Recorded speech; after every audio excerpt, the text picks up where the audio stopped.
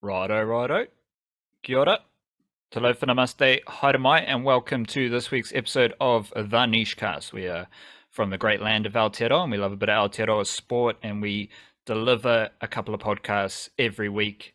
For those new listeners and audience members, Wildcard, fantastic Aotearoa sporting times at the moment, but there is a little niggly, feels like the sand that's left on your feet. It's just niggly. Like you wash it off, you whack it with the towel, you brush everything off, and then you've still got sand on your feet. And it's coming into summer, so it does feel like a bit of leftover sand on the foot in a beautiful Aotearoa summer with the all-white situation with Danny Hay. Niggly, prodding, pointing, annoying, frustrating. However, as a warm-up kōrero and a lead into mindfulness, some would say, is there a positive situation? Is there a positive perspective? Is there a positive angle? I am looking for positive energy with the parting of ways of Danny Hay and the All Whites / New Zealand football. Well, first of all, I got one of them sort of like soft bristled scrubbing brush things that I leave in the back of the car to get the sand off my feet. I bought it for that specific reason. However, I don't go to the beach that often. So it's mostly just there for scrubbing like tree debris off of the nooks and crannies of the car, like out from behind the windscreen wipers and stuff like that, which is still very handy. But it was bought for that purpose, to get the sand off my feet after sandy excursions. I think there's definitely positivity to find from the all white situation. It's the way it's been handled from probably all parties, not ideal. It's a little bit uglier than it needed to be. However, and we don't know exactly what the situation is here, but like from what's reported, like Danny Hay was asked if he wants to, after they did their little review thing at the end of the World Cup cycle, which is what they always do, what a lot of organizations do after something like that. They offered him the opportunity to reapply for his job, and he didn't take it. Thinking about that for a second, like on the one hand, you ask an incumbent to reapply, it kind of sounds like you're not really convinced and you don't particularly want them back. I'm trying to think why they should have not asked him to reapply, though, because they didn't qualify for the World Cup. They haven't scored a goal for like 5 games. They lost to Costa Rica. They lost to Australia twice. They actually haven't, hit the peaks we kind of expected from them from this. I think most people are now on board calling it like a golden generation of players. They actually didn't hit those achievements. I don't really see why that's an automatic, like, you get to stay on as coach situation. So on that count, I don't know that that's necessarily it's not like Danny Hay's the reason for the success. He's definitely done good, positive things. And guiding the ship out of the COVID times was massive as well. Like that can't be understated. But technically, as much as they played nice football, was that because they had an incredible amount of players, like talented players to choose from? Or was it because Danny Hay's a superstar coach? I think more the latter than more the former than the latter, more the players than that. And guess what? The players are still going to be there, whoever the coach is next time. New Zealand football have botched this thing before. Fritz Schmidt didn't really get much of a chance. He sort of got caught in the fallout of the Andy Martin stuff. And okay, but Anthony Hudson didn't do very well before him either. He underachieved worse than Danny Hay did, for sure, with admittedly worse group of players. But whoever they do get to be the next coach is still going to have players like, hopefully, Chris Wood. Chris Wood was very much on Danny Hay's side of this whole debate, but I don't really believe him when he says he considers retirement. And looking at the wider quotes beyond the headline in that article, I sort of got the feeling he wasn't entirely, even then, serious about what he was saying. No Winston Reid, but you got Marko Stamenic, a couple games against Manchester City. We'll talk about him in a sec. Sarpreet Singh will be back soon. Hopefully Ryan Thomas is back one day. You still got Joe Bell. You still got Libby Kikache. You still got Alex Grieve. You still got all these other guys, The players are still going to be extremely good, whoever the coach is. And it's not going to be Danny Hay, but Danny Hay didn't do enough to automatically get to keep his job without applying, as far as I see it. There's every chance he might have stayed on and done well and taken them to the next level, but it's also the chance he wouldn't have. And maybe the next guy who comes in will, building off of the platform that Hay set up. And you see this a lot with a lot of successful teams. They often have that one coach who like sets it up, and then the next coach who takes it. I think that like the best example I can think of is Mark Jackson of the Golden State Warriors. Got Steph Curry, Klay Thompson, Draymond Green all together, got them playing good basketball, got them into the playoffs. Everyone could tell they were really good. Then he got sacked, and then Steve Kerr comes in and instantly wins championships. Like it's the next guy who comes along, building off the foundations of the previous guy that often does the best job. Maybe there's potential for that with this All Whites team as well, because that's kind of where they're at. They need to get to the next step, the next level. Like the talent's there. Some of the foundations within that team are there for sure, like the cultural side of things. You've got players who want to play there. They're playing a good style of football, but they're not winning games, they're not scoring goals. And that's the next thing that needs to be accomplished. And maybe the next coach can do that, you know? That coaching pattern that you laid out is the exact opposite of the Kiwis. Because it was the turmoil under David Kidwell was kind of a low point.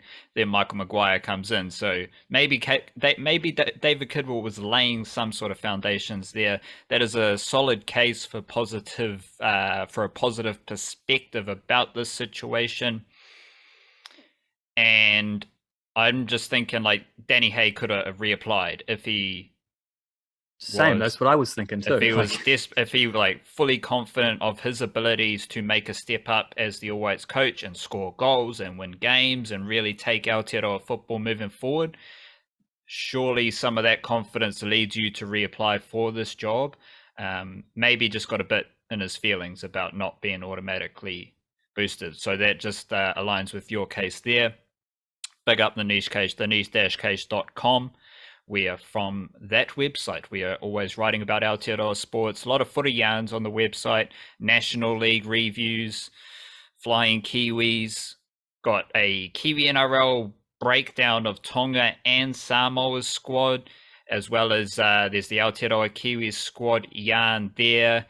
Also just published that Northern District's domestic cricket contract wrap-up. So Northern Districts, Central Districts, Wellington, Canterbury, and Otago are all live on the website. You can check those out. That's where we're going deep into Aotearoa sporting content. The niche-case.com. Tomorrow's an email dispatch day as well. The niche-case.substack.com. Sign up, whack in your email address, and then you get sent a email dispatch with all the Niche Case content, links to our website, links to the podcast, as well as fresh yarns written only for those email dispatches. And tomorrow feels, it might not be. There's the Blackcaps Tri-Series final, so might get some preview. No, we'll see how we go. That's niggly timing, come to think of it, with how we structure that. But there will definitely be some cricket. How about that? I'll make a promise there'll be some cricket. Maybe some domestic cricket stats or something. White Ferns got some Women's Big Bash League. First game is tonight, so that will be in the email dispatch as well. Those are the type of yarns. The Wildcards got teams of the week for the National League. All sorts of extra Aotearoa sporting content as part of that email dispatch every Monday and Friday evening. And of course, big up the Patreon whānau, patreon.com/EL Niche Case, El Niche Case. That is what keeps the Niche Case afloat. Very generous supporters via the Patreon platform. And if you're feeling generous, if you want to keep this supporting the Niche Case content and everything that we do, join the Patreon whānau, patreon.com/El Niche Case. At the moment, there is an extra podcast there every single week. And otherwise, we just appreciate the regular support of our Patreon whānau who keep the Niche Case trucking along. Wildcard. We found some mindfulness with a niggly situation. The brush to brush off the sand is a good idea, although you don't go to the beach. So summer's coming up though. Yeah, well, that's true. I keep it a bit hoary. You know, I just as long as there's some grass around, just brush the feet in the grass. Just sweep the feet through the grass, especially some long, lush grass is perfect for getting rid of the sand. And if you got to, you just wipe them with your hands. There's many different methods of a age-old Kiwi problem of getting the sand off your feet, or you might just get a blow dryer. That could work as well. Little pressurized air gun. I guess so. I was thinking, the old. I mean, it's a prerequisite, the walking through the grass for sure. Like that comes first, regardless of a scrubbing brush. Once you get to the car as well, like you gotta, that's just for the last few flicks. Slapping your feet with the jandal as well does a little bit more than you'd think it should. That's not a bad tactic either. There you go. Mindfulness. How's it going? I thought that was mindfulness. No, how's this? Because you asked at the top of the thing about finding a positive in a little bit of an ugly all white situation. I think we did that. And it's a nice lesson that you can always find a positive in any old situation, or at least you can always find a moment of peace, which is actually kind of what this mindfulness that I had already set aside is about. So we've already kind of explained it. The thing goes, everybody has beneath their feet enough ground on which to do a sitting meditation. Precise perfection. Yeah. Of the mindfulness variety. That is fantastic, especially coming after the positive twist with Danny Hay and the All Whites. I like it. I think the best mindfulness is just simple like that. And especially if you're struggling to find that peace, a little moment of peace in your day, that is incredibly practical advice. Wherever you are standing, you might be able to just have a sit, control your breathing, and everything's all good honkadory. Yeah, don't need to carry around it's the equivalent of carrying around a scrub and brush in the car, except you don't have to carry anything because the ground just is already there with you. You got to walk on something, so it's already, wherever you are. It's just whatever space you happen to be occupying. If you need to find that moment of like peace and quiet and harmony, you can do it. Like you just got to do it. Like all the resources that you need are with you wherever you happen to be. The Blackcaps are competing in a tri-series against Bangladesh and Pakistan. They've already qualified for the final here wildcard, and that final will be played tomorrow afternoon, 3 p.m. kickoff for the Blackcaps, probably against Pakistan, I'd say. They seem likely to defeat Bangladesh this afternoon, Thursday afternoon.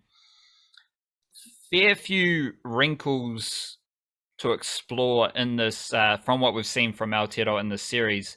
I think there's performances of just the core bowling unit, Bishodi, Mitchell Santner, Tim Southey, and Trent Boult is now bolstered by Michael Bracewell, which is good to see there. And batting wise, good performances, Glenn Phillips, Devon Conway. Devon Conway plays a lot of shots where you're just like, holy shit, what was that? He is an exceptional stroke player. Yeah, he does shots as well where it's not just like, how did he do that? It's like, I don't know that anyone else could do that. So he's just got a weird. He doesn't have a strange technique, but I think it's just his hands. He's just got good hand speed and balance, and he can just whip the ball around corners if he needs to, or slap it through into gaps. And is like, I think we probably had a little bit of a spell from Devon Conway, where he just wasn't scoring the runs that he had, like the first little kind of trough of his international career, and it, coinciding with some tough series and the Blackcaps getting poor results. So that's not a surprise. That's how that goes. And generally, if you lose, it means you guys didn't score runs or take wickets. So that adds up. But he seemed to really find his touch in this series, because the way he went out to bat from like ball one in the second game against Bangladesh, it was like it just instantly hit in the middle of the bat. And every gap he wanted to find, he found it. It was nuts. He was just on another level. I think balance is most important in Devon Conway's excellence, which only comes to mind from just watching him a lot over the past week or so. Because when he plays a cover drive, the ball is like halfway between his back foot and his front foot, straight under the eyes, or even, behind or in front of where his eye line. And it's quite difficult to maintain that position and stroke the ball through the covers. That requires balance. And when you especially yesterday, some of the back foot shots he was playing, yeah, those are shots where the regular batting pleb falls over. Like you rock onto the back foot and you try to swing your bat, you're usually going to be out of control. Where Devon Conway is like chipping the infield, he's chipping mid-off from his back foot. He's swiping across the line on his back foot. He's doing all sorts of like straight drives off his back foot. And I think that combination of just being able to be balanced in different positions, I think that's a low-key factor in Devon Conway's excellence, as well as all the other attributes that a world-class batter has. The most pressing batting situation, though, wildcard, is Finn Allen and Martin Guptill. We joked last week it might have been that surely it's going to be Guptill in the World Cup. And maybe the two things about this Blackcaps series so far have been Michael Bracewell and Finn Allen. And there is crossover there because we have discussed how the selection of Michael Bracewell consistently throughout the year, there is value in that, and the challenge that was right there in front of them at the time. I also think that if you are trying to develop a player like Michael Bracewell into a serious role player, like he's perfect. He's a perfect squad member. He's a perfect role player for this Blackcaps team, kind of because he knows the boys. Like he's been around for as long as all those other lads. Like he was making the under-19 team with Southey, Williamson, and those type of characters. Like he's got that pedigree. He's been around for a long time, so I think he fits into the group well. But his skill set and his experience is also perfect for plugging a hole somewhere in this Blackcaps team. And developing him means, because he went from playing no international cricket last year, and he's just been on a steady build, as we've discussed before. He played all the Aotearoa A games against Netherlands A, then he got a little opportunity in ODIs against Netherlands, and from there he just kept building. And I think that's a sound development recipe for someone who can play a bunch of different roles. And without that background in international cricket, giving someone like that as much international cricket as possible ahead of a major tournament like the T20 World Cup, I think is important. I can sense that with Finn Allen as well. Like if he's a backup opener, giving him, because Martin Guptill was opening in the West Indies, right? Like, and he also opened ODIs against Australia. I can see a case in a situation where just giving Finn Allen this tri-series to open, because so he's prepared for the T20 World Cup in whatever role he might play. I can see benefit in that from a development perspective and building Finn Allen up. Also, Finn Allen might just be better than Guptill in that opening slot. It's a tricky one. And one last thought here about Finn Allen. What comes to mind is he bats one way. He smacks boundaries. That's going to come off sometimes, and it's not going to come off the other times. The one time it does come off in this series, it seemed like, now Finn Allen's the gun. It's like he always does the same thing, and sometimes it's going to be 15 off 5. Sometimes it's going to be 35 off 15. Sometimes it's going to be 70 off 40. But he does the same batting. Like even some of his strokes yesterday were, with all due respect, they were kind of agricultural. And there is that vibe with Finn Allen, like he's taken shots from outside off over to cow corner, and sometimes that works, sometimes it doesn't. I don't know if that means he is better than Marko Guptill as a opening batting option at a T20 World Cup. I don't know if Finn Allen's played a game of cricket in Australia. And that might be a good comparison against Guptill, because I personally, I think I'm leaning towards Guptill just with that experience and know-how. Yeah, same. Especially because of experience and know-how tends to be never more important than it is at major tournaments. And it's opposite end of the scale with Guptill and Allen it's like where they are in their careers. So, and I genuinely also think like Guptill is going to give you a more consistent output because Finn Allen, as you say, he goes looking for big hits and he can get himself out in that. Like he's got the green light. That's okay. That's his job. They want him to be the pinch hitter, and that is what he's best at doing. But like, you do see him trying to, like slap short balls out and getting caught at deep fine leg and things like that a little more than he should, or miss hitting them or just missing them entirely. Like he cops a few on the body just trying to shovel stuff into the leg side. I've noticed. And they were saying something on commentary as well, like that might be the line, is like that leg stump line where you just cramp him up a little bit because he does like to when it was a game where he got the biggest score, and it was just everything was in. It was the second Pakistan game, I think. Everything was in the leg side. He was scoring everything in the leg side, but it wasn't necessarily where they were bowling. He just likes to free his hand, and I mean, you just made that point. Like he picks stuff up from outside off and smacks it cow corner ways. That's not so bad because he's got quick hands and he's real strong and he can hit those. It's when you get on the title line, which has actually come to think of it, something that Colin Munro never got over either. It was when people started bowling real tight to him, he didn't necessarily have an answer. Guptill doesn't have that problem. Like he has issues, sure. Like I'm sure there's always technical things that any batter in the world is going to have just that they're dealing with, and confidence maybe is one thing for Guptill as well. I thought coming in at number 3, it might just be the unfamiliar position against Bangladesh in that game. It also might be, probably as much as anything, just a feeling of like, oh, my spot isn't guaranteed, like it has been in this format for 10 years. Maybe it's a bit of pressure on me to perform in a way that we know he goes through ups and downs with his form, but he always comes out of them. He always has. He looked a little bit scratchy to get going, but I think the time in the middle helped him out because he was looking good by the end of it. When he got out, it was just like, they were shooting for a 200 plus score. So just keep going. Who cares? We've got wickets in hand. Just keep smacking the ball. But I don't think there's things like that where like the secret weapon or the discovery is going to be found. Like no one's going to figure out a new plan to target Martin Guptill. Whatever they're bowling at, he's been dealing with for years because he's been around long enough. Everyone's played against him. They know these are the areas where you can slow him down or put pressure on.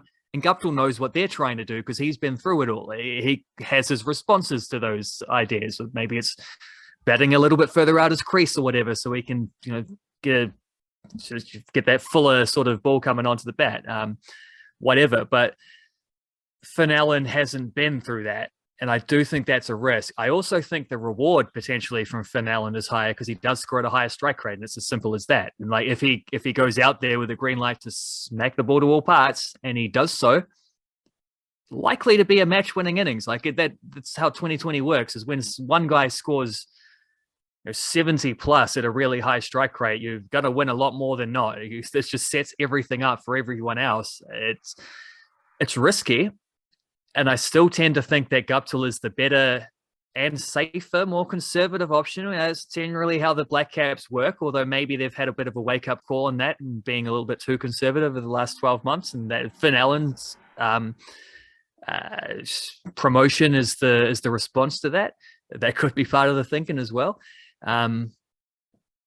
But the more Allen keeps playing, even when they both played, Guptill batted at 3, Allen kept opening. The more Allen continues to play, and at this point he's going to play the final as well, which would mean he's opened all of these games. It's hard to think he's not going to be the guy game 1 of the 2020 World Cup who's thrown out there. It's hard to think that isn't the plan, because it's not just a couple games at the start and then bring back Guptill after a rest. It's Allen is going to be playing probably all of these games ahead of Guptill. I can't see that as anything other than they think he's going to be the guy at the 2020 World Cup. And I'm unsure of how Finn Allen looks against Josh Hazlewood bowling 138 Ks at his hip. Like, those are tricky little spots for Finland, but we'll see what happens in the final. Like obviously, a final of a little tri series is going to point to some things for that T20 World Cup. Any other observations, Wildcard? Just fun little things you've seen. Yesterday, we got the Glenn Phillips experience, which is chaotic. Like you're just watching the ball go to every zone of the boundary, and you're going to see him like he steps his front foot over to the offside. Like his back foot stays there, but he steps like his front foot basically goes towards the offside, and it looks like he's got himself in a really awkward position because it looks like he's trying to attack through the offside. But I think in his mind, he knows his unique talent can help him swipe the ball for 6 again over cow corner, over long on. And that happened. And then next delivery, full outside off stump, and he's hitting a 6 over cover. It's a beautiful thing with Glenn Phillips. Any other fun observations for yourself, Wildcat? We'll definitely love a bit of Glenn Phillips, and we get the full experience in all aspects over this series so far. Like there's been the destructive batting. There's also been some outstanding fielding. There's also one goober of a dropped catch. He bowled an over in one of the games. They mic'd him up at one point as well, and I think there was like a clip going around of him talking about like I can't remember if it was Rizwan or Baba who was talking about, and he said something where I'm not 100% this is what he actually said. Like it might have been one of those things where he's muttering into a like sort of not the highest caliber of microphone because he's out there playing with the little mini portable thing, but it sounded like he said the plan is just to bowl cock height to him, which is a good option, I think. Maybe the wording might have been improved, but I think the plan's probably pretty good. Good fun all round from Glenn Phillips for sure. The other main thing is just, well, and you alluded to it already, I'm getting the same vibe about Allen as I am about Michael Bracewell. I'm finding it hard to think that he's not just plugging a gap and being the available guy and building up and like the squatty who turns up so he gets a lot of games. I'm thinking they genuinely want him as a first 11 player. And I'm also starting to think that like to do this, I have to be disciplined and put aside the fact that he was absolutely shocking with the ball in the test series against England. Like that's not his format. Clearly it's not his format. Even his Plunkett Shield stats weren't great, bat or ball. 2020 bowling though, he's had his average around 10 for a while. And I know he got like I can't remember if it was T20 or an ODI, he got a hat trick in one of those European games as well. Like, and it's felt like he's just coming and bowled and guys have slogged him because he's the loose unit of the bowling lineup and they've got an out against him because that's what often happens. And that in itself is pretty handy. If you've got a part-timer who guys try to attack because they think there's a drop-off, but they can just hit a line and a length and nice and sturdy bowling, and then you get wickets from that. Jimmy Neesham's been a good example of that throughout his career. The guys score quickly off him, but he also tends to get them out. Less so recently. I wonder if this is maybe, well, we'll come back around to that idea. But the more Michael Bracewell bowls, the more I think like he's actually quite a good 2020 bowler. And that style of just the tidy part-time who's a little bit better than part-time in this format, off spinner. A lot of teams have that, and it's pretty useful. And we know he can go ballistic with the bat, even if he's having to bat at like 7 or whatever. So that's not a problem. But if he can genuinely give you decent overs, and even when he doesn't take wickets, he seems to be relatively tidy. Like it's not one of those things where he either takes wickets or he gets smashed, which is a little more like the East Sodi experiences. Sometimes like guys get on top of him. Other times he gets on top of them and takes wickets. You also want someone who can do that, but that's not the role that Bracewell's being picked for. He's being a guy who can might be your 5th bowler or he might be your 7th bowler. But whatever he's doing, he keeps getting wickets, and he's like nobody yet has dominated him in the way that Johnny Bairstow did in the Test series. Kind of think he might just be a good bowler, in which case that makes it quite interesting because where does he play? Like who drops out of a lineup that otherwise would be Sodhi, Santner, Southey, Bolt, Ferguson? You could pick him as the sixth bowler, in which case you have to consider dropping either Mitchell or Neesham, because I don't think you're touching the top four. You're already having enough trouble getting Ellen in there and having to drop Guptill. I'm not sure. It might be Jimmy Neesham if you're saying, because Jimmy Neesham has bowled those overs in the past. So maybe you're saying we want the spinner to bowl those overs. And if you do that, I think Santner can bowl in the first power play, and he's done that a lot recently, actually. So I don't think that's a problem either. Or you can still have three spinners who bowl 12 between them. I don't know. Do you have any ideas on that? Like who drops out of that 11 to make way for Michael Bracewell?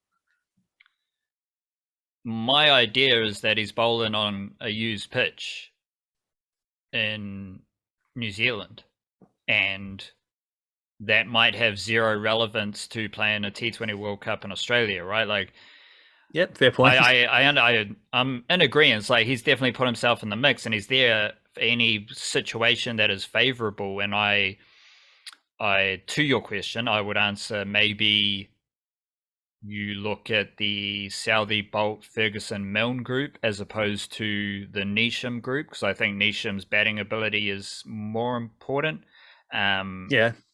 And that might just be Bracewell over Ferguson or Milne. And if that's your selection conundrum, happy days. I am just to a couple more of your points. Like he was selected for Blackcaps, like all cricket really. He was selected for ODI, Test cricket, and T20 cricket based on his Super Smash season last summer. So he was playing Test cricket based on a Super Smash season, and of course years of being a good bloke. But the key difference is in the T20 team, he's bowling alongside the two of the best T20 spinners ever, and two of the best T20 seamers ever. And the batsmen always need to attack.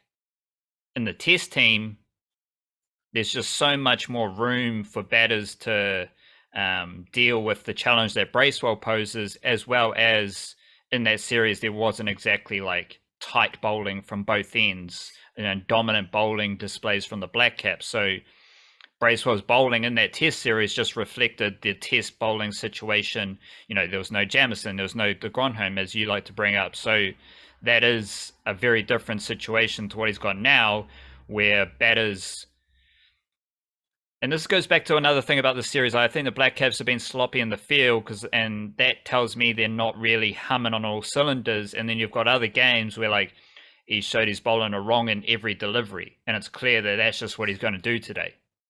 So that's just has me cautious about taking too much away from the series. And of course, Bracewell, these are they've played like 6 or 7 games on the same field over the past week. I think they're alternating between two pitches, but yeah, it's the same thing as true. Yeah, but both pitches are used. Yeah, exactly. And yeah, it's like, oh yeah, well, the Blackcaps have so many. Like, this is we've never seen this before. Blackcaps with so many spinners. Well, have you seen a try series with like 2 used pitches going ground at the same time? That doesn't happen very often as well. So I think it's quite a unique situation. But to your point, Michael Bracewell is improving. He is developing in the international arena, and his skill set is valuable. But again, it goes back to the squad. So if you want to bring in a batter, maybe Guptill's the ideal batter to bring into a team in mid-tournament. If you want to bring in a bowling option, if you want to tinker with your bowling options, the Blackcaps have, maybe in a full-strength team, with what we've been working with, the Blackcaps have Adam Milne and Michael Bracewell they can bring in. Michael Bracewell, Adam Milne, Mark Chapman, and at the moment Martin Guptill. What do they have in common? They've played a lot of cricket. And this goes back to some of these other Aotearoa teams where those are your role players and their experience. That is great for a tournament, as opposed to promoting younger, less experienced players who aren't as reliable. So I think the whole situation is pretty good. Another situation brewing wildcard in football that is pretty good is Marko Stamenic. and he is enjoying a lot of Champions League buzz right now. What is the latest with Marko Stamenic? Well, another. I was going to say 90 minutes. It was 90 minutes. He got subbed off with like 30 seconds to go in the game. But effective, it's not technically a full game, but effectively a full game against Manchester City in Copenhagen. 0-0 draw. It was a weird first half where it was like 3 major VAR decisions, where the first one was a very marginal handball, cost Man City a goal. The second one gave Man City a penalty, but they missed it.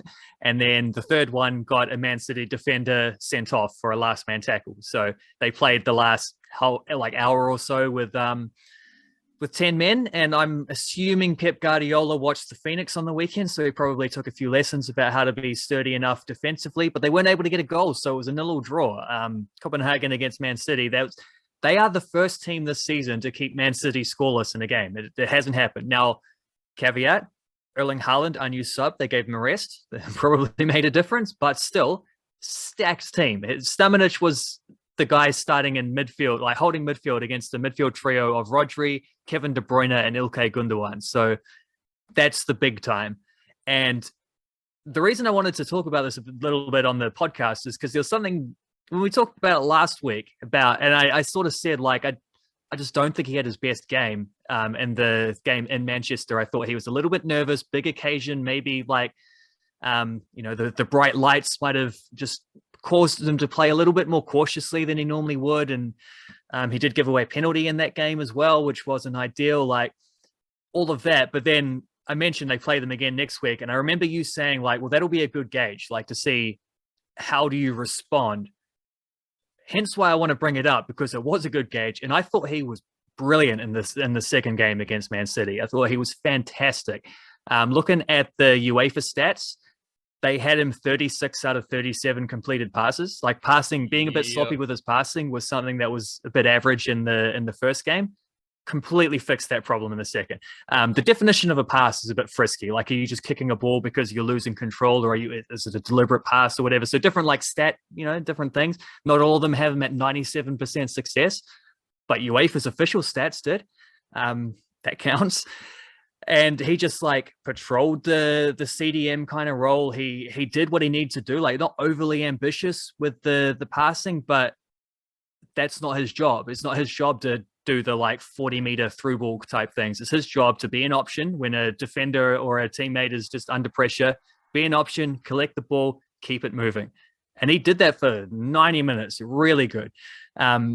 And there was also an instance that was a lot like the one where he gave away a penalty in the first one, which was great. I highlighted this in Flying Kiwis. First game against Laporte, gets like the arm bar up, gets too aggressive marking from a corner. Aymeric Laporte just pushes through it, sort of hooks on, drags him down, falls over. Stamenic goes down with him. It looks like a foul, even though Laporte kind of, established the contact, as they say. Just inexperienced stuff, like getting used by an experienced defender in that way. He had the same situation mid-second half. Laporte, like, he's got the arm up, he's aggressive, he's trying to stop Laporte pushing through it. Laporte, again, tries to push through the contact, draw the foul. Stamenic just eases off just enough. Like, he stays stride to stride. He could have bowled him over with his chest. He was that close, but he doesn't like hook around the arm. He knows, like, just don't not get too frisky here. Laporte falls over. Stamenic doesn't fall over. Referee says no dramas, play on. VAR doesn't even look at it, or looks at it and checks it quickly, like doesn't ask the ref to come look at it. That in itself is just one instance of, like, he had a game where he wasn't as good as he could have been. He made a mistake. Second game, he corrected that mistake. And I thought there's a lot of examples of that. The passing again, I thought he was really, really good in this second game against Man City, especially because of that, like, there's just the contrast between the two games. And in 1 week, the lessons, the experience he took from that, I thought that's brilliant, and the sign of a guy who's going to be a hell of a player if that's how quick he develops. The Wellington Phoenix wildcard, they are back in action on Sunday. Another home game in Wellington against the Central Coast Mariners, 3 p.m. kickoff there. We've got a bunch of footballing topics we're going to roll through. Wellington Phoenix, under-17 Wahine at their World Cup, as well as National League. Probably going to do another little hot minute or two. Wellington Phoenix, first and foremost here, wildcard. I want like one transitional nugget that you've got transitioning from that first game 10-man down draw to this game against Central Coast. Central Coast haven't played yet, so they had a washout last weekend or whatever, so it's their first game. But before you get to that wild card, I just want to know what's your thoughts on replacing old Sace. Yeah, Jan Sasu's been handed a 3-game suspension for that red card, which is, I think universally people are accepting that's a bit harsh, and they have appealed it. So it might come down to, I don't know, 1 or 2, but he definitely won't be playing this weekend. Definitely get at least 1 for a red. Bit of time off in Wellington. He'll be yeah, there's things to do. You can go up the tram line or walk around Courtney Place. I don't know. Yeah, I'm not 100% sure, but it might not be the worst thing, because like one of the themes of that first game was 4 new signings in the 4 attacking spots, and that's a lot. That's like, you can understand why they maybe didn't click even before the red card. If anything, the red card might have maybe helped them like be a bit less. I don't know, so not so much go into your shells, but you like stick to a game plan because you realize you don't have a choice at that point. Costa Barbarousa slid back into right wing in that game. He could do that again, and then you can start Ben Waine. That's an option. Or Ben Old came off the bench and did fairly well. He could do something like that. I don't know, because I think you kind of want Costa in the front too. I think he's just going to be more effective there. But whatever they do, there are a few options, and this was the point. Again, like the can say this every time. Like Ufuk Talay made a point of, I want more attacking options than I can fit into a team, because I want to be able to 65 minutes in the game, sub someone on who can change things. Also pretty handy in this situation where someone's suspended and you've got options to be able to fill in. We'll see what they choose to do, because it's hard to predict things when it's the second game of the season, so we don't even know what the preferences are, what the like pecking order is, especially when a lot of these guys are new signings. And B, like there's many different options. Like there's a few different ways they could go with it, but it's probably, I don't know. I think maybe Ben Waine, might be my preference, is reward Ben Waine for some good Aussie Cup form. I think he might have scored 3 goals in the Aussie Cup games. Like the 3 Aussie Cup games, he scored 2 in one in another. He scored off the bench in this game. He's doing all he can to get a starting gig. So I wouldn't be surprised if that's something that Tele rewards him with, given he is a guy who does like to play the hot hand. Like if you play well for him, you will continue to get big minutes. That's how he's always operated. So that's an option, but it's the important thing is to say that I can't say for sure what's going to happen, because they've got options. They've made a point of, we want depth.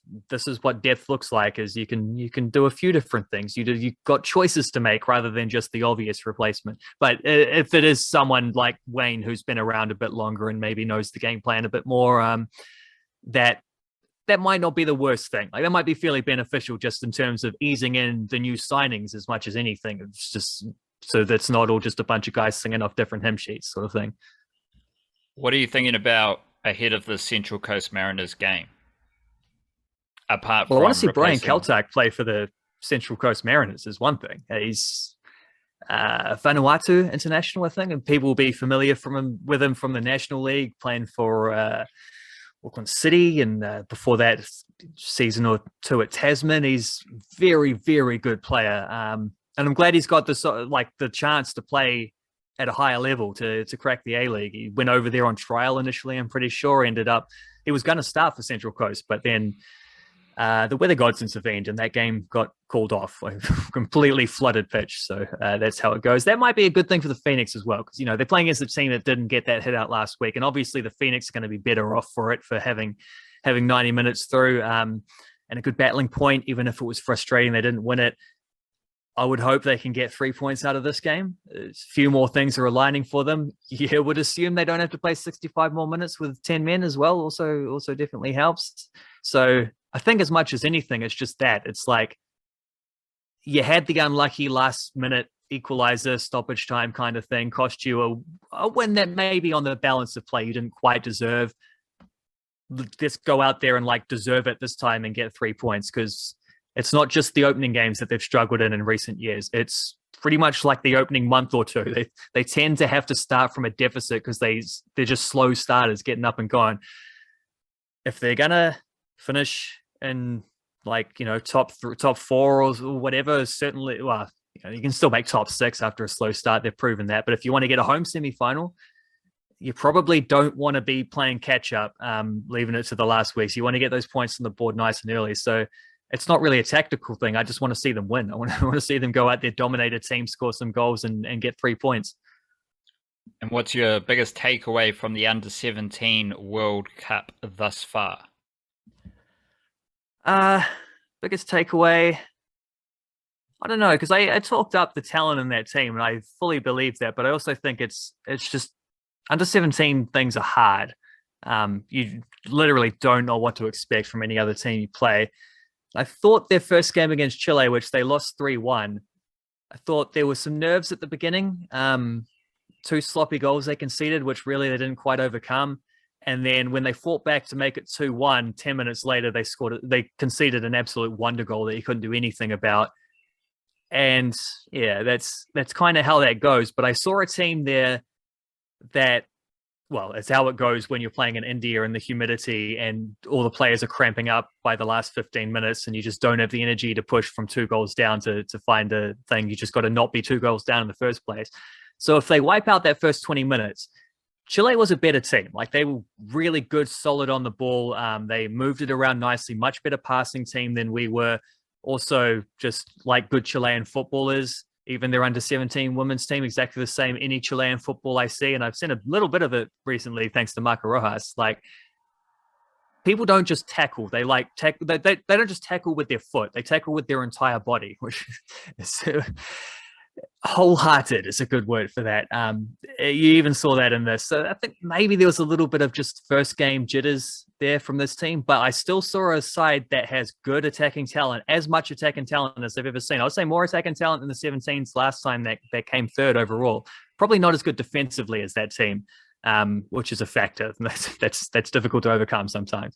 But as much attacking talent, they created chances throughout the possession. They were quite far down on Chile, but just as many shots, pretty much, like relatively even shots on target. Millie Clegg had a few extra chances on top of the one that she scored, which she might have buried as well. So I hope that any kind of rustiness or just not having a lot of opportunities to prepare, that's hopefully done now, the first game. If they can get a win against Nigeria, then they give themselves a chance of making the next round. That's on midnight, sort of Friday, Saturday, that overlap. And that's a winnable game. Nigeria went 1-0 up against Germany, but ended up losing 2-1. So we'll see. There might be a slightly better style of play than what Chile presented to the Ferns. But even then, Junior Ferns, if they hadn't conceded those 2 silly, soft, preventable goals at the start, it would have been a different story, because 1-1 for the remaining 70 minutes. And as I say, they created chances to score. You got Millie Clegg, who's fantastic as a number 9. You also got like Chiara Bocelli and Ruby Nathan were playing on the wings. They're 2 really good creative players. Helena Arrington pushing up from midfield is just like silky skillful, great passer. Ella McCann was playing, I think, in the number 10 role from Nelson. She's pretty handy. She's looked real good for Canterbury Pride in their first couple games of the National League. And importantly, you had, like that Phoenix thing, you had options on the bench who like, you don't have that much of a drop-off when you're able to bring on players like Olivia Ingham and Lara Colby and people like that off the bench. So I still think they're a team that could do some stuff at this World Cup. World Cups are tricky. You only get 3 games. Just because you're good doesn't mean that you're going to hit all your targets or whatever. But they were fun to watch. And it just continues on a trend of Kiwi youth teams going to these tournaments, men and women, and not trying to make up the numbers. Like, once upon a time, getting a goal against Chile and losing 3-1 is a big positive. Now it's kind of disappointing because it felt like they could have got a draw or even better from that game. it's differing times. The expectations have changed because we're seeing these young teams go to these tournaments and be like, we can score goals, we can compete with these teams, and they scored. Millie Clegg scored at the under-17 World Cup, and she scored a couple months ago at the under-20 World Cup. I don't know. I might have to do some research and see if anyone else has actually done that at both of those tournaments. Once the tournament's actually finished, how many players even play both of them? Ruby Nathan was also at the 20s World Cup. That's just crazy to me. She scored it under 20 World Cup. She scored it under 17 World Cup within like a couple months of each other. Of course, in between as well, won the Kate Shepherd Cup and scored. I think she scored one goal in the National League for Auckland United as well. Plus, she had a game where she had 3 assists. So she's playing pretty well these days. She's not bad. Are we doing 2 minutes for men's and women's National League combined? Or are you going to do a minute separately? Maybe a minute each. Might be. Are we going a bit away? You can just go roll from blokes to women in your own accord. I'll give you that grace. And are you ready? I'm ready. We got the timer set. Stopwatch. We will go get this party started. Build it. National League football in 3, 2, 1. Vamos. Righto. Blokes first. We got first game up Saturday afternoon, 2 p.m. Birkenhead versus Auckland City. These are the 2 top finishers from the Northern League. So stands to reason that if anyone can beat Auckland City, Birkenhead should have a decent chance. They didn't do it during the normal league, but they've sent them a few times. And Auckland City, they were tested by Wellington Olympic. They were tested by Kashmir Technical. Birkenhead, I think, will give them another test. 3 p.m. you got Napier City Rovers versus Miramar Rangers, couple West Central League. Seems Napier City have been surprisingly good. I thought they might struggle this league, but they've got a win, they've got a draw, they've battled hard.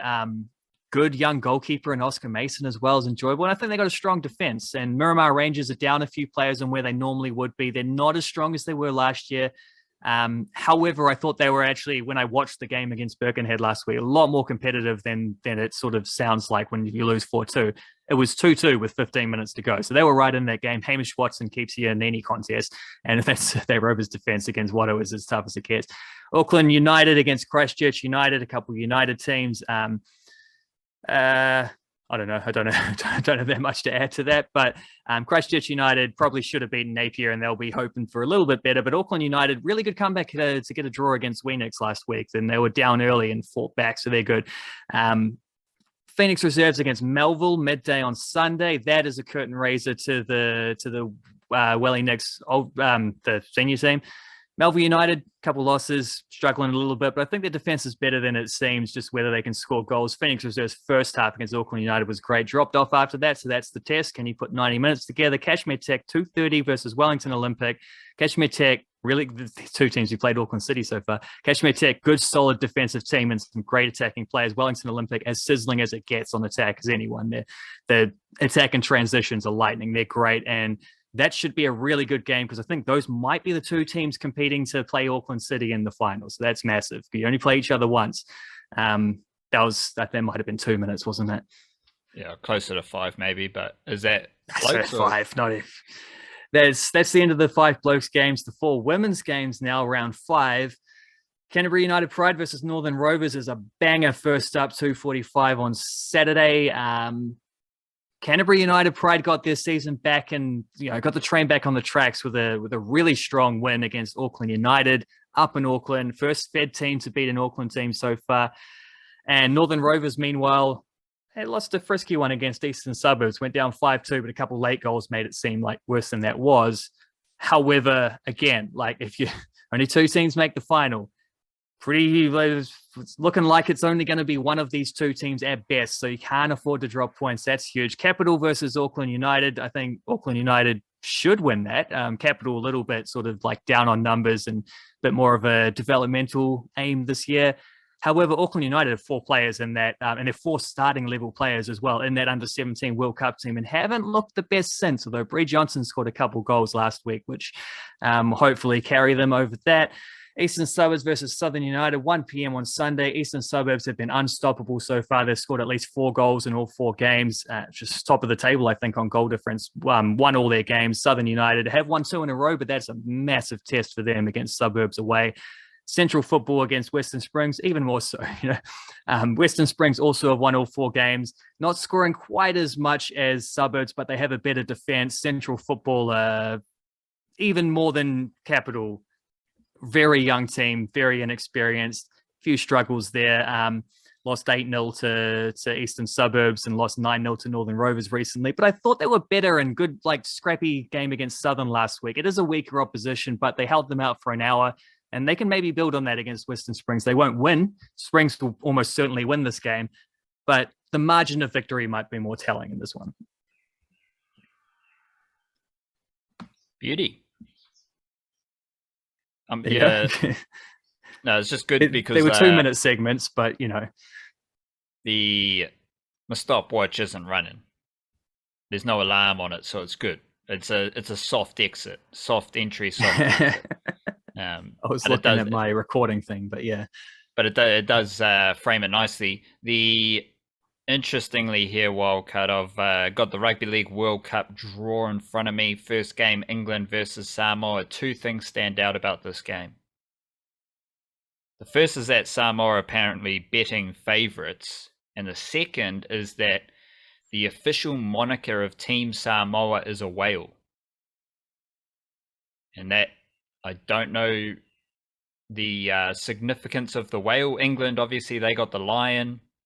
Australia's got the kangaroo. Fiji's got some sort of plant, as does Scotland. Italy's got the wolf. Jamaica's got a bird. Ireland's got their little clover thingy. Obviously, Lebanon, they're the cedars. And Tonga is another bird. Perhaps a seagull. Papua New Guinea is also a bird. Cook Islands are sharks. Wales are the dragon. So it's a good mixture of real animals and fictional characters and all sorts of weird stuff there for the Rugby League World Cup. Not logos, but they are the official images for this World Cup. That England versus Samoa game starts the World Cup on early Sunday morning, and then you've got Australia versus Fiji, the 7:30 on the Sunday morning, and Aotearoa Kiwis fans, we will be settling in for 7:30 a.m. footy because all 3 of their pool games appear to be at 7:30 a.m. with the Kiwis versus Jamaica. 7:30 on Monday. I am fascinated, Wildcard, just generally, for a Rugby League World Cup in England, Samoa are favourites for the first game against England. They're $1.60 according to the NRL betting partner, and England are $2.35. Obviously, we're not gamblers, but that tells you who is viewed as a favourite, and it tells you all you need to know about some of the hype around Samoa. And around Samoa, I think Tonga have earned their hype. I don't know, like Samoa haven't actually done anything in International Rugby League yet to warrant their standing as favourites over the home team.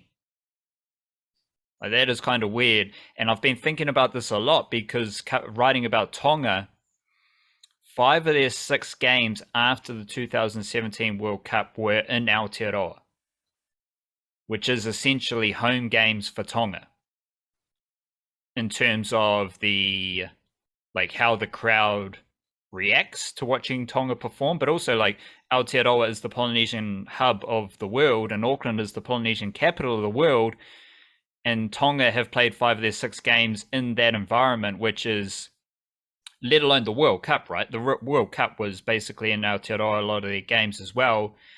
Mount Smart or the Waikato Stadium, they're just home grounds for Tonga. That's all changed. That's completely different. There might be some Tongan fans in England, but you're not getting the same environment. You're not getting the same buzz. You're not getting the same wave of momentum in England And that also frames how I view the England versus Samoa matchup. Like, there's a home team trying to win a World Cup, and sure, they might not have the big names on paper, but I kind of actually think this first game will set up the whole World Cup. Obviously, for Samoa, it's massively important because if they upset England, then it sets the tone for the tournament. As I think it might have been Tonga defeating Aotearoa. It was their first major result in the 2017 tournament. It was a while ago, so can't really remember. But if England defeats Samoa, then it's like, okay, this is kind of business as usual, and how Samoa deal with it, those expectations will be interesting as well. Yeah, I'll have to look up the draw myself as well, because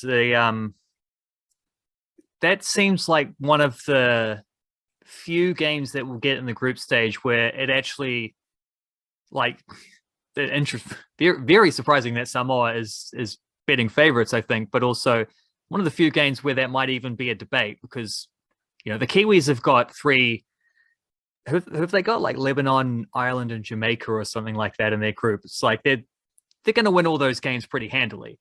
And I expect Australia is probably going to win all their games pretty handily and whatnot. And then it's only really when you hit the quarterfinals that you're going to start to see, other than this England-Samoa game, which is the one that seems to go ahead, like the other way, where you've got a very competitive group stage game between teams that are probably going to make the knockouts. And they both will probably make the knockouts. But this is also like, I don't know who they'd play. That's why I wanted to look up the draw, because it might be the case of whoever loses this game is going to end up playing the Kiwis or something like that, or it might be Australia or whoever. But that matters. Like, that's quite important, who you like, whether you can finish first or second in your group. And I think most of the sort of contending teams are not going to have a problem with that.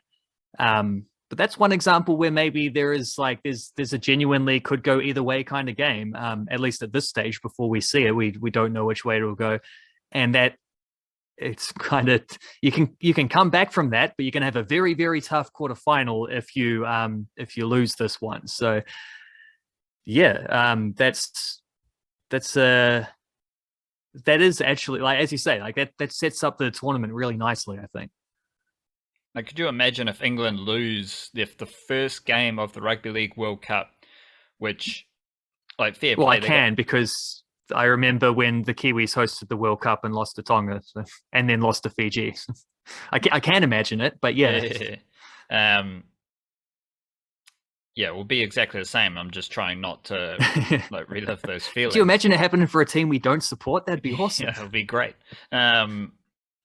Like, England got their knickers in a twist because obviously the World Cup was meant to be held last year, and now it's this year. And if they lose the first game against Samoa, that'll be a bummer for England's whole buzz around the tournament. So I don't think they're going to be happy to give up the first game to Samoa. And there is this dynamic wildcard between, like, the big names, the all-star nature of some of these teams, and what a Rugby League World Cup actually is. And I think that this first game could set that dynamic up.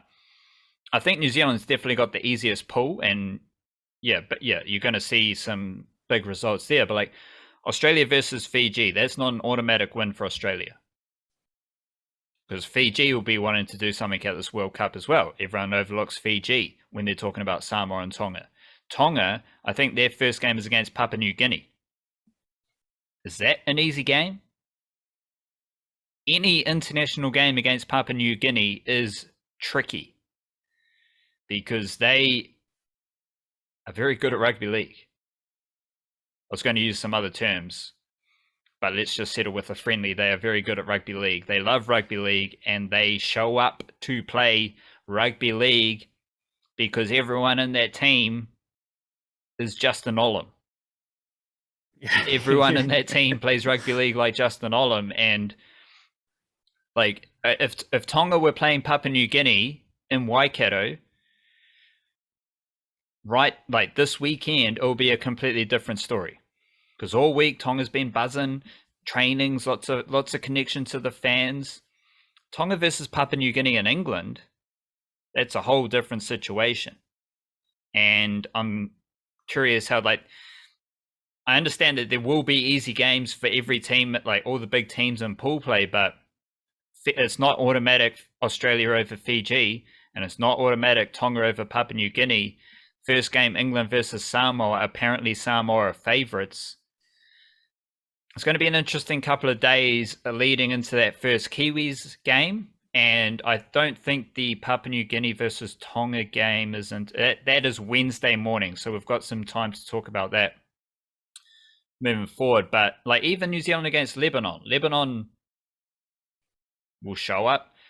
They'll be tricky. They'll be energetic. But most importantly, they have Mitchell Moses, who can, at the very least, put the ball down the Kiwis' end of the field and just make them come off the try line. And I think that is a defining factor for like separating the weaker nations, because that's what we saw Tonga struggle with in New Zealand earlier this year. I think New Zealand's willingness to defend and Tonga's lack of kicking ability, that was the result. Samoa, they've got Samoa, if you compare Tonga, I've been thinking about this. So at that last World Cup, Tonga had Tui Moala Lolahia and Ata Hingano. Solid halves who can kick and they can pass. They can do a job. This time they might have Isaiah Katoa, who comes from a rugby union background.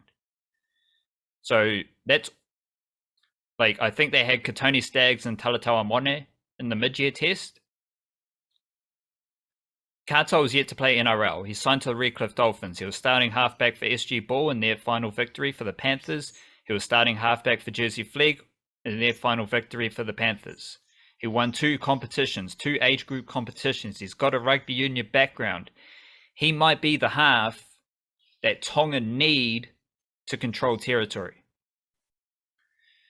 Samoa have very good halves, like Jerome Luai, Anthony Milford, Chanel Harris-Tavita are all really good NRL halves. None of them are noted for their kicking game. So, that might be an area of weakness, and just controlling the tempo. Of course, they can all kick and they should be able to do the job. But it's an interesting little situation. And like Jamaica, they're not going to be able to plug the ball down the other end of the field. Can Fiji do that? Because Fiji, they don't have elite halves either. And I think that's just a factor to keep an eye on. And that's why Kiwis in Australia is high on them, because they have the playmakers to orchestrate a game. And most of these games are going to be tricky, niggly affairs unless it's a blowout. But like Samoa and England, if that's a close game and Samoa can't find open pastures with long kicks and they're just kicking it down England's throat and they might cough up an error or two, England in front of their home fans will be buzzing and energetic, and that's that might be the difference. Well, looking at that draw, and how about this? The splits for the quarterfinals are based on it's Group B versus Group C and Group A versus Group D. So the Kiwis are in Group C, which means if they drop a game at some point, which I highly don't expect to happen, but also the same applies if Australia loses to Fiji or something. I also don't expect that to happen, but that's likely either Australia, Fiji, Scotland, Italy is who we would be playing in the next round. First place second, second place first, vice versa. So probably Australia, New Zealand finished first in both those things. I mean, likely a Kiwis rematch with Fiji, who knocked them out of the quarterfinals last time, if I'm remembering things correctly. So there's that. It would also mean playing Australia in the semi-finals, the next round, which is not the final. The semi-finals is not the final. It would mean playing Australia before the big game. Well, it becomes the big game, but still, that's interesting. Also means, because of A versus D, that Samoa lose to England, there's a good chance that they will be playing Tonga in the quarterfinals. And if they don't play them then, they might, if both teams keep winning, then they'll play in the semifinals at the latest. Again, if both teams keep winning, but still, that could well happen. That's pretty funky as well. Obviously, a Samoa versus Tonga clash in a World Cup would be incredible. But I also think that's very interesting, that idea of like the Kiwis, because of the bracket, the Kiwis are due to meet Australia in the semis, not in the final, which is if the group stage is relatively like maybe a little bit, rotate some of the lads, make sure everyone gets a go, everyone's ready to go. It's going to ramp up very, very quickly after that.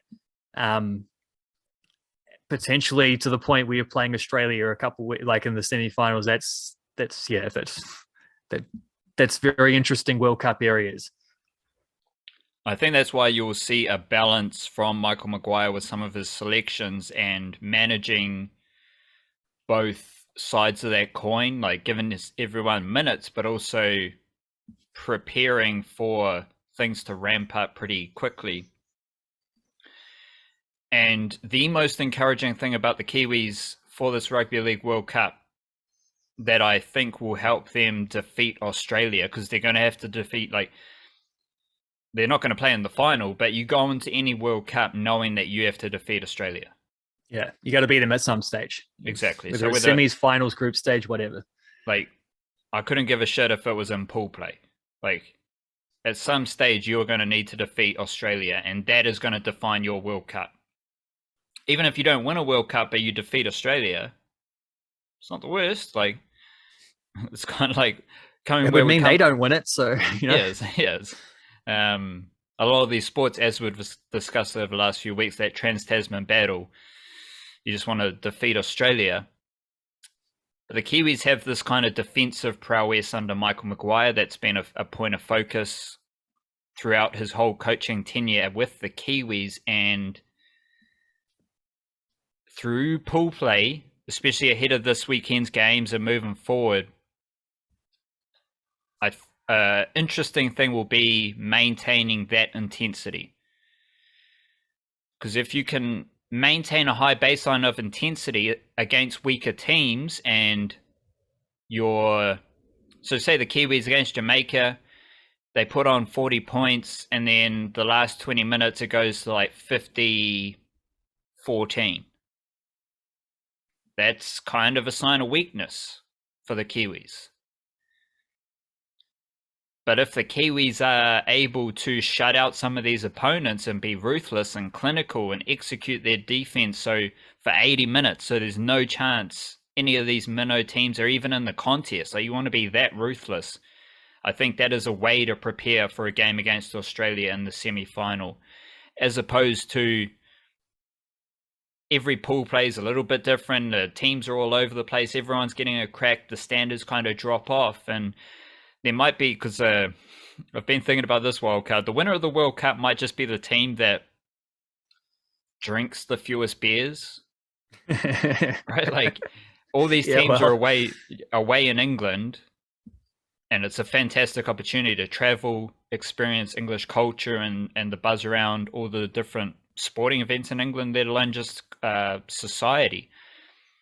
There's a lot of beers available. There's a lot of food available. There's a lot of anything else you might want to do in England available as well. And they're there for roughly a month. It's a lot of time to head to the pub.